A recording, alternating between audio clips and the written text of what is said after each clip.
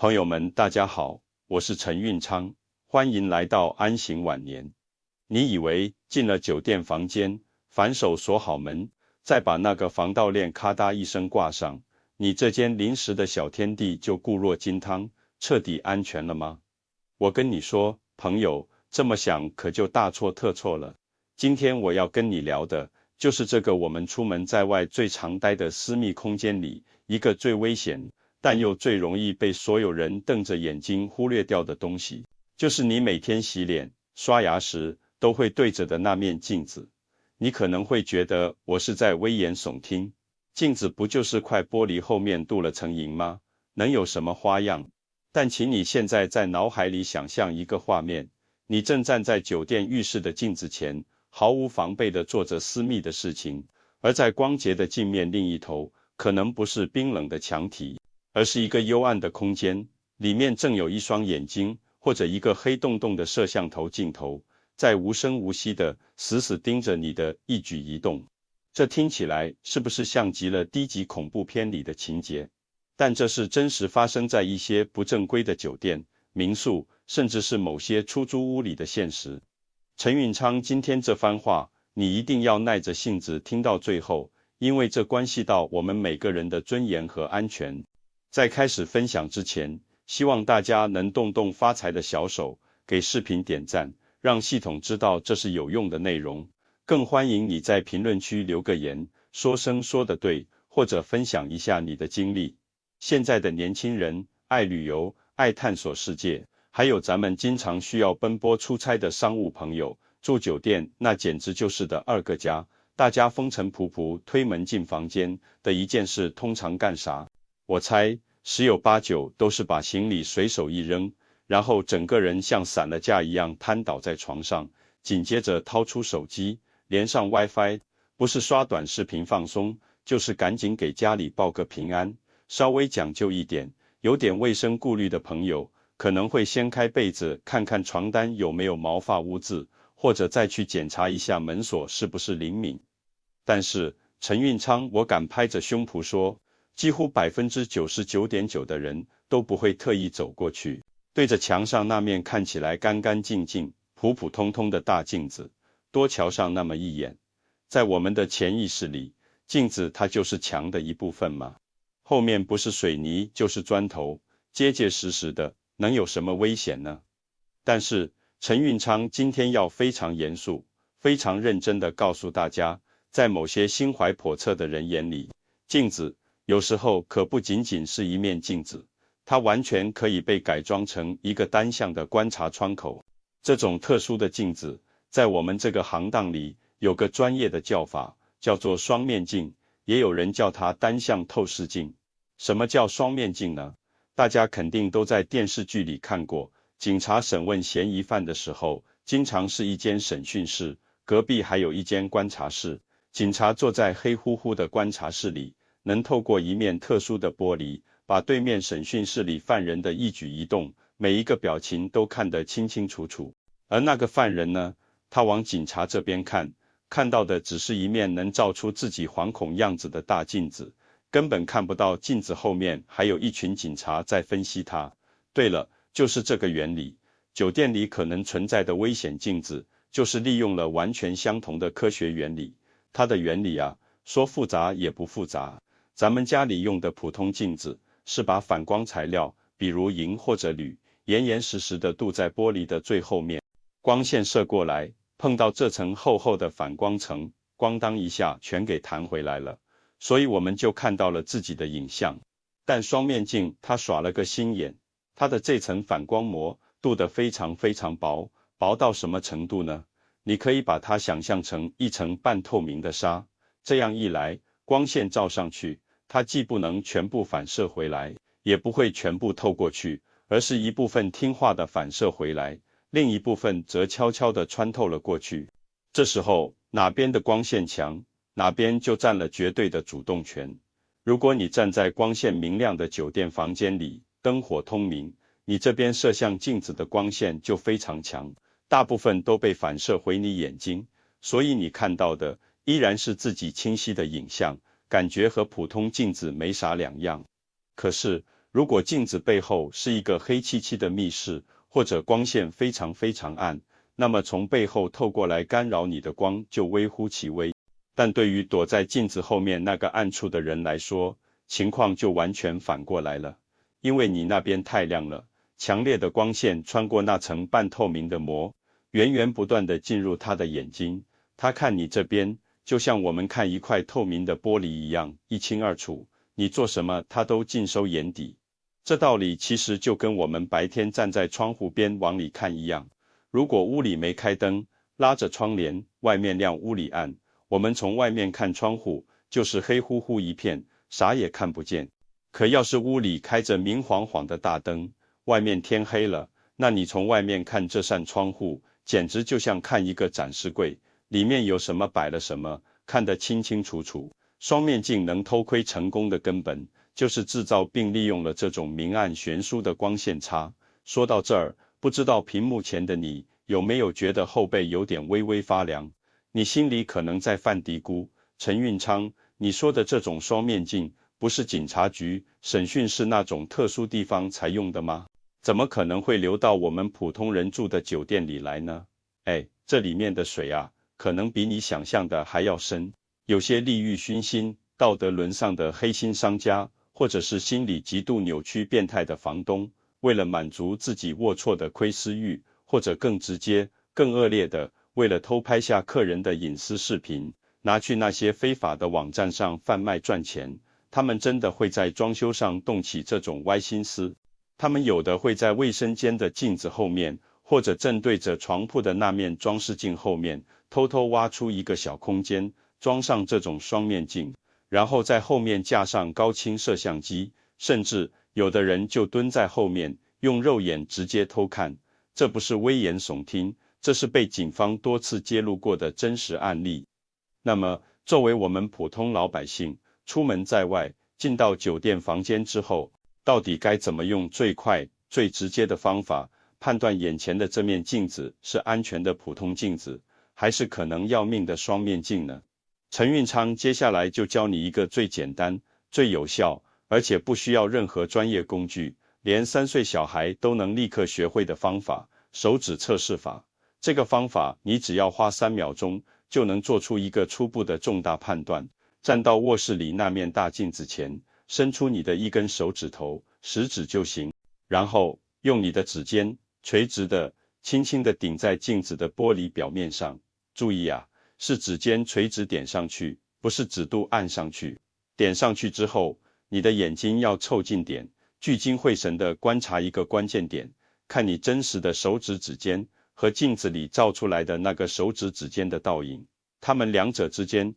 有没有距离，是不是紧密地挨在了一起？如果你家或者你住的是正规酒店的安全镜子，因为反光层是镀在玻璃最后面的，你的手指其实是隔着一整块玻璃的厚度才碰到那层反光层的，所以你会非常清晰地看到你真手指的指尖和镜子里那个虚像的指尖中间是隔着一段小小的空隙的。这个空隙的宽度差不多就是这块玻璃本身的厚度，一般有几毫米。你能明显地感觉到真的和假的两个指尖没有连上，是分离的状态。但是如果这是一面双面镜，那情况就截然不同了。由于双面镜为了实现单向透视，它的反光层做得非常靠前，或者因为工艺特殊，导致光线主要是在玻璃的最外表面附近发生反射。当你把手指指尖垂直顶上去的时候，哇，你会发现一个有点惊悚的现象，你的真实指尖和镜子里的那个倒影指尖是严丝合缝，完全贴在一起的，中间一丁点缝隙都没有，看起来就像是2个手指头从正面和背面精准地顶在了一块。如果你在酒店房间里做这个测试，看到了这种指尖无缝连接的现象，那么陈运昌，我必须郑重地提醒你，你当前的处境可能有点危险。这面镜子有非常大的嫌疑，就是一面双面镜。但是在我们普通人入住的酒店这种环境里，尤其是那些不太正规的场所，一旦出现这种现象，我们必须秉持一个原则，宁可信其有，不可信其无。毕竟隐私和安全是我们自己的，多一分警惕就多一分保障。这个手指测试法虽然简单快捷，但有时候也可能因为镜子本身的材质或者当时的光线条件产生一点点误判。为了让我们自己能100%的安心，陈运昌再教你2招进阶的检查方法。你把这几招组合起来用，那就真是魔高1尺，道高1丈，让那些藏在暗处的坏心思无处可藏。这第2招叫做敲击听音法。这个方法是利用声音来判断镜子后面的结构实不实。咱们用手指的关节轻轻地去敲一敲镜子的表面。你想啊，你敲家里实心的承重墙和敲一面后面是柜子的隔断墙，声音是不是完全不同？实心墙的声音是咚咚的，比较沉闷结实；空心墙的声音是哒哒的，比较清脆，甚至有点回音。镜子也是一样的道理。如果这是一面正常安装的镜子，它要么是直接贴在实心墙上，要么后面有很厚实的背板固定。你敲击的时候听到的声音应该是偏沉闷短促的，感觉后面是实心的。但如果这镜子后面有鬼，比如为了偷窥挖空了一块，或者为了放置摄像头预留了空间，那镜子后面就是空的。你再敲上去，声音立马变得清脆响亮，甚至能听到一点空空的回响，感觉里面是空荡荡的。要是你敲出了这种空洞的声音，那你心里的警报器就得调到最高级别了。这第3招更是直接利用了双面镜的光学原理来反制它，我叫它黑暗强光透视法。刚才我们不是说了吗？双面镜偷窥成功的关键是它那边暗，你这边亮，那我们现在就反着来，让它那边相对变亮。具体怎么做呢？首先，你把房间里所有的灯都关掉，把窗帘全部拉严实，想办法让整个房间陷入伸手不见五指的黑暗，越黑效果越好。然后拿出你的手机，打开手电筒功能，把亮度调到最亮。接下来是关键动作，把你的手机手电筒紧紧的、死死的贴在镜子的表面上，确保光线是垂直照向镜子的。你自己呢，最好用另一只手或者用身体挡住手机侧面可能露出的光，形成一个暗区。接着把你的眼睛凑到贴着手机手电筒的镜面位置，就像你要透过镜子往里面看一样，仔细的观察。如果这是一面普通的镜子，你这么做只会看到手电筒光在镜面上反射回来的一片刺眼亮光，除此之外你什么也看不透。但如果这真的是一面双面镜，情况就刺激了，因为你这边是全黑的，而你的手机手电筒光强度又非常高，这束强光会强行穿透那层半透明的反光膜，直接照亮镜子后面的那个隐藏空间。这时候你极有可能透过镜面看到后面那个黑乎乎的空间轮廓，运气好的话，甚至能直接看到一个摄像头的镜头反光，或者几颗正在闪烁的红色、绿色的小指示灯，再或者是一些你根本不想看到的杂物布置。万一，我是说万一，你真的用这个方法看到了镜子对面有除了光亮以外的任何异物，哪怕只是一个模糊的黑影，或是一个不该存在的小孔，那么请你不要再有任何犹豫，你已经掌握了确凿的怀疑证据，立刻采取行动。讲到这儿，估计有些朋友心里会犯嘀咕了，陈运昌，你是不是有点过于紧张，杞人忧天了？这世上哪有那么多坏人，住个酒店还得跟演谍战片似的。朋友们，陈运昌送大家一句老话，叫害人之心不可有，防人之心不可无啊。陈运昌再多给大家提个醒，盘点几个除了镜子之外，偷拍设备最喜欢藏身的阴险位置。你下次住店的时候，可以顺带着一起检查一下，买个彻底的放心。第一个要重点怀疑的，就是正对着床的电源插座孔，特别是床头两边，以及电视柜上那些正好瞄准床铺的插座。现在的针孔摄像头技术太先进了，能做到只有针尖那么大。坏人会把插座的面板拆开，把微型摄像头直接藏在插座的孔眼里，或者伪装成插座面板上的一个小黑点，检查的方法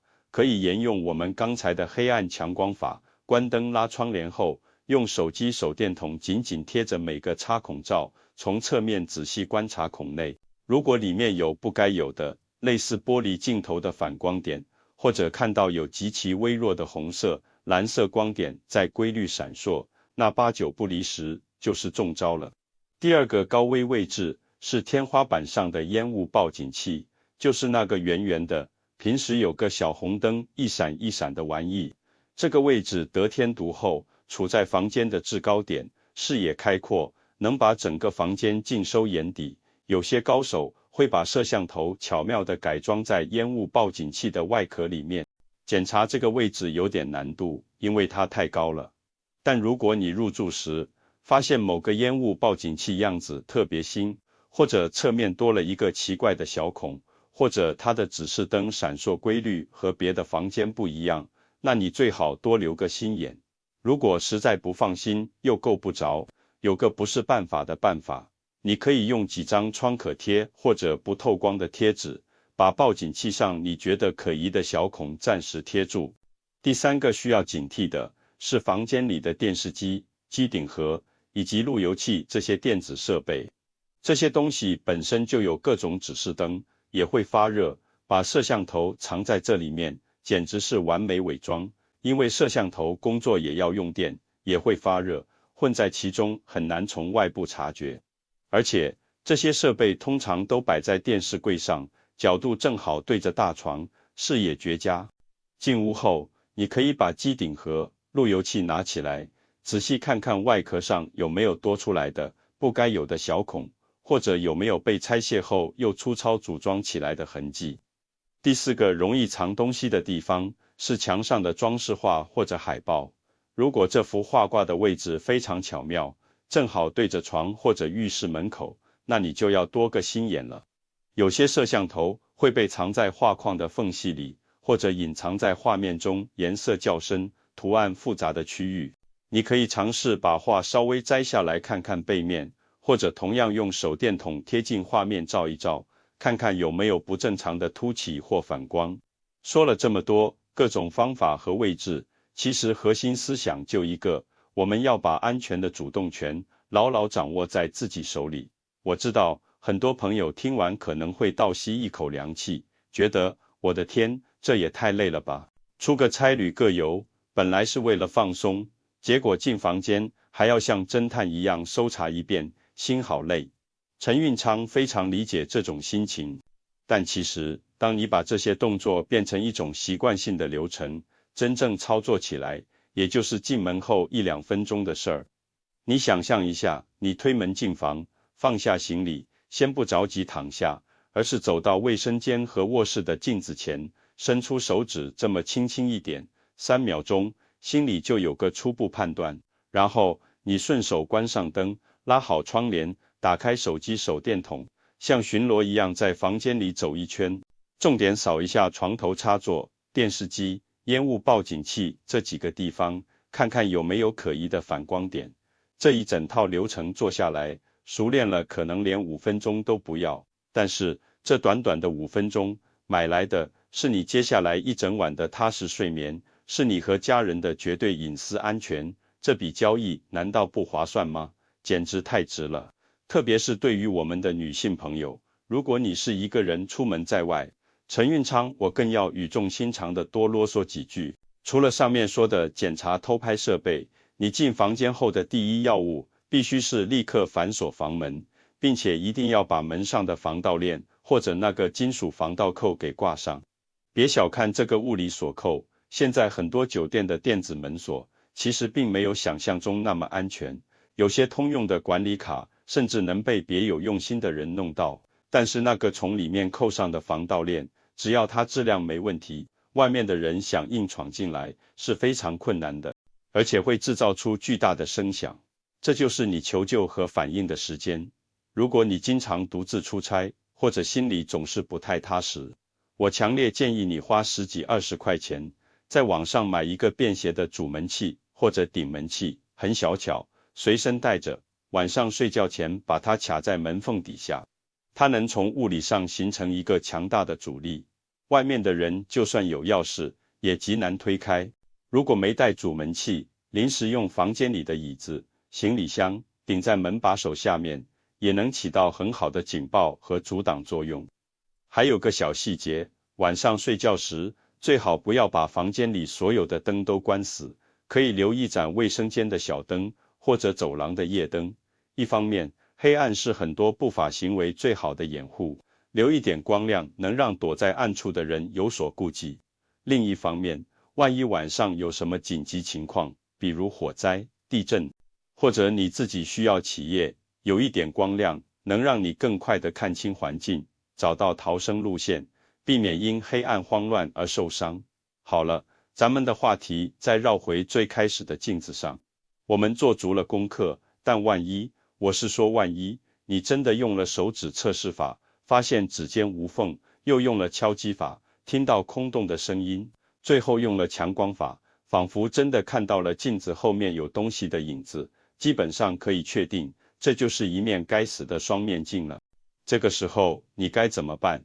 陈运昌给你一套清晰的行动指南，你一定记在心里。首先，最重要的一点，千万不要慌张，不要失声尖叫，也不要立刻怒气冲冲地跑出去找前台服务员吵架理论，因为你根本不知道那个偷窥的人是谁，是不是就在隔壁房间，或者正在附近的监控屏幕前看着你。你过激的反应可能会刺激到对方，甚至给自己带来无法预料的人身危险。你要做的是强装镇定，但行动要迅速，立刻找一件厚外套或者一条大浴巾，直接把那面可疑的镜子整个严严实实的遮盖起来，先切断对方的视线，然后以最快的速度收拾好你所有的贵重物品，拿好房卡和手机，镇定地走出房间。记住，是镇定地，不要跑，一直走到酒店走廊有监控摄像头的地方，或者直接走到大堂人多、有工作人员的安全区域。到了绝对安全的地方之后，立刻掏出手机，拨打110报警电话。在电话里，清晰冷静地告诉接警员，你入住的是哪家酒店，房间号是多少，你通过哪些方法怀疑房间内安装了用于偷窥的双面镜，可能还连接着偷拍设备，你的个人隐私受到了严重威胁，请警察立刻出警到现场调查。记住，只有警察来了，才有权利进行专业的勘查，固定证据，查出镜子后面到底连着谁，是谁在干这种违法勾当。千万不要觉得多一事不如少一事，或者不好意思闹大，自己忍气吞声换个房间，甚至退房了事。你的每一次容忍和退缩，都是在纵容这些违法犯罪分子，让他们更加肆无忌惮，去伤害更多的后来者。勇敢站出来报警，不仅是为了保护自己，更是为了斩断这条黑色的产业链。如果警察到场后，经过专业检查，证实这确实是一面用于非法目的的双面镜，并查获了相关设备，那么你完全有权利，而且应该理直气壮地向酒店方提出严正要求，立即无条件退房，并赔偿你的精神损失费。这个时候千万不要心软，觉得酒店也不容易。出现这种情况，要么是酒店管理存在巨大漏洞，要么就是他们本身知情甚至参与其中。无论是哪一种，他们都必须为自己的过失付出代价，承担应有的法律责任。讲了这么多，陈运昌，我绝对不是想给大家制造焦虑和恐慌，让你们以后对住酒店产生心理阴影，哪儿都不敢去了。绝对不是这个意思。我想强调的是，正规的、大型的星级酒店，以及那些知名的连锁品牌酒店，他们的内部管理通常非常严格，有完善的安保和客房检查流程，出现这种恶劣情况的概率是极低的，大家可以相对放心。但是，近年来随着民宿行业短租公寓的爆炸式增长，以及大量小型旅馆的存在，确实在监管上存在一些盲区和灰色地带。我们要做的不是因噎废食，而是害人之心不可有，防人之心不可无，把知识变成保护自己的铠甲，多学这么一招防身术，多掌握一点安全常识，在关键时刻，它真的能保护你和你爱的人。避开那些看不见的陷阱。最后，陈运昌想特别对屏幕前的所有男同胞们说一句：如果你是和你的女朋友、妻子或者家人一起外出住酒店，请你务必主动承担起这个安全检察官的责任。进了房间，别光顾着自己累，先别急着休息，花上宝贵的5分钟，按照咱们刚才说的方法，把镜子、插座、电器都仔细检查一遍。这个举动不仅仅是对他人身安全和隐私的贴心保护，更是一个有担当、有责任感的男人应该主动去做的事情。当你一脸认真的在那里检查时，他在旁边看着，心里感受到的会是满满的安全感和被珍视的幸福感。这份踏实是多少甜言蜜语都换不来的。好了，朋友们，今天这期视频咱们就聊到这里。如果你觉得陈运昌今天分享的酒店安全知识对你和你的家人朋友有用，请一定要把它转发分享出去。你的一次随手转发，很可能就在不经意间帮助他们避免了一次可怕的隐私泄露，甚至阻止了一场悲剧的发生。在这个复杂而又精彩的世界里，我们要永远心怀善良，相信美好，但同时也别忘了带上保护自己的智慧和锋芒。如果你在生活中还遇到过其他的安全问题，或者有什么独特的住店经历想分享，欢迎你在评论区留言，咱们一起讨论，一起避坑。也别忘了订阅咱们的安行晚年频道，点亮旁边的小铃铛，这样你就不会错过我以后带来的更多实用的安全知识分享了。我是陈运昌，咱们下期视频再见。祝大家每一次出行都平安、顺心、快乐。